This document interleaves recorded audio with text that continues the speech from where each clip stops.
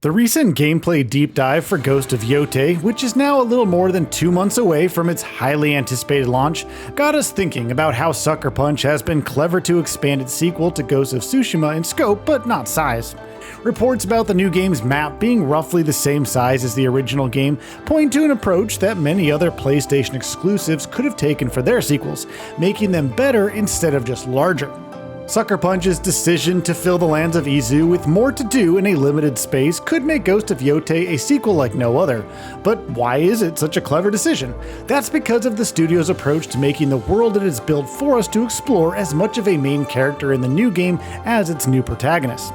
The gameplay deep dive from Sucker Punch brought many interesting facets of its world building to the forefront of its examination of how it built on its phenomenally successful 2020 release. And there's a lot to justify its decision to keep the size of its new world more or less the same. Free us. Inokichi steals our crops while our families starve. The world tells a story. Ghost of Tsushima put the titular island in the spotlight of its narrative, making Jin Sakai's fight against the Mongols a reflection of his love for the land that he called home. It was a smart way to make his story deeply personal, with the added advantage of reflecting the inner conflict between his upbringing and journey to becoming the Ghost. Sucker Punch cleverly interspersed beautiful meadows, fields, and villages with areas that were ravaged by the war, painting the Mongols as an ever-present antagonist that showcased the overwhelming odds that Jin would face off against, and the need for him to become something more than just a samurai. The world it had created justified its narrative in many ways, and by retaining a similar size for Ghost of Yotei, the studio can recreate the integration it so deftly handled the first time around. For instance, allowing players to look at flashbacks of Atsu's past life with a simple button press actually addresses one of the few complaints we had with Jin's story. His own flashbacks often came up during crucial moments in the present, suspending the tension for a trek through his memories that were honestly quite jarring. By giving its players control over when they would like to take a trip down memory lane, Sucker Punch has ensured that its new map put its players in the driver's seat. It also makes narrative sense for the new game to feature a similarly sized map, considering that Atsu doesn't face an invading army in her tale of revenge, although there are of course plenty of enemies standing between her and the Yotei 6. As far as the story and its sequel goes, a bigger map was unnecessary, and Sucker Punch has certainly made a good call not to expand on its size. Sucker Punch keeps Atsu's feet firmly on the ground, even as it makes her more of a deadly killing machine than Jin. And for the story it is trying to tell, well, that's a good thing.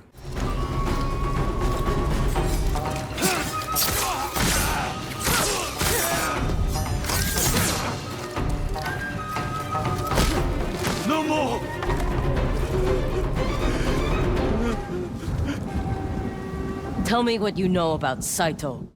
So much to do, so much to see. As far as gameplay is concerned, a map that's similarly sized to Tsushima once again makes sense for Ghost of Yotei.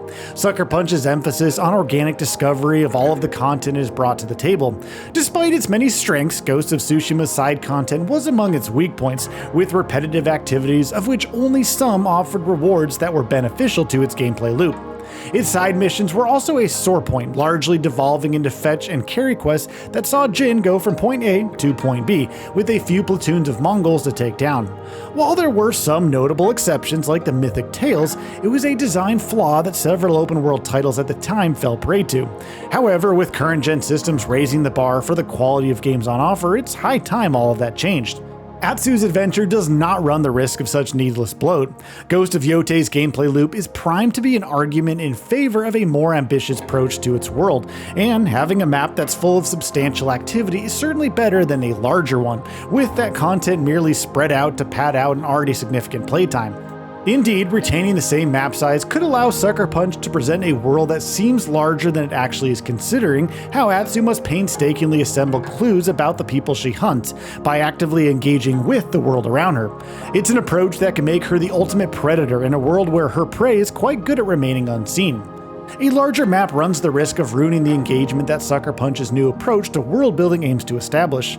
It wouldn't make sense for Atsu to spend more time in her saddle than she does hunting her targets, in a tale that's focused on presenting a lone wolf hunting what feels like the entire jungle. It could also help with the main narrative's pacing and solve a glaring issue that Ghost of Tsushima's third act brought to the fore. The northernmost part of Tsushima felt empty and barren, with only a handful of activities to dust off before taking on Khotun Khan and the remnants of his dismantled army. Although Tsushima was by no means small, it could have been so much more in terms of variety with its side activities. Sucker Punch's ambitions for a sequel are better served with a map that does not place size over scope on almost all fronts, allowing for a more focused gameplay loop that sustains the freedom to explore that its players would expect from its open world. Who are you? I thought we killed your whole family. The snake.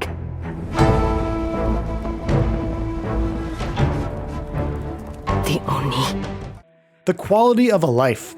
Another reason in favor of Sucker Punch's decision to not go for a bigger map in Ghost of Yotei is the manner in which it has implemented quality of life changes that make sense for its players. For starters, the ability to make camp while you're out in the world means, with important NPCs finding you instead of having to hunt them down. It's an important change that once again justifies the decision to avoid a larger map in Ghost of Yotei, as it simply removes the necessity for it. That's exacerbated by a more streamlined approach to quests involving NPCs, as the new menu that Sucker Punch presented makes managing their different objectives quite easy and is sure to work well with the fast travel system from Ghost of Tsushima that we believe is sure to make a return in the new game. Moreover, the addition of flower streams that add a boost to your speed while you ride through them is another meaningful tweak that can work in Sucker Punch's favor. The added speed would have meant nothing if the distance Atsu had to cover was also quite large. However, foregoing the added size ensures that the new addition makes sense from a traversal standpoint, emphasizing Sucker Punch's determination to bring quality over quantity to its new title. Retaining the same map size is also an important opportunity for the studio to integrate more verticality into its actual game world and potentially improve on the climbing mechanics that it established in the first game. While they certainly got the job done, sure, it's unlikely that players would have anything negative to say about more climbing points as they try and hunt down new abilities, or particularly elusive targets who may think that the high ground makes them safe from Atsu's steel. Bigger does not translate to better. All things considered, we believe that Sucker Punch has definitely set itself up for success by going with a map that's as big as the one it first established for its wildly successful franchise.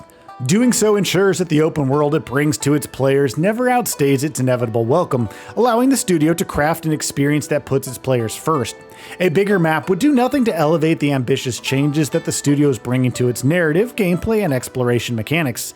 It would only serve to limit all meaningful things to do while you're out exploring the region in Ghost of Yotei, taking away from the experience by making players traverse larger distances for the same reward. In short, a map similar in size to Tsushima is not a disadvantage here. It's an opportunity for Ghost of Yotei to outshine its predecessor on almost every front. And we believe that Sucker Punch saw that right off the bat when it sat down at its drawing board for its upcoming title. So, what are your thoughts on this? Go ahead and share them in the comments below. And if you like this video, please subscribe to the channel and enable all notifications by clicking the bell icon to get new video updates. We upload every day and would really appreciate your support. Thanks for watching.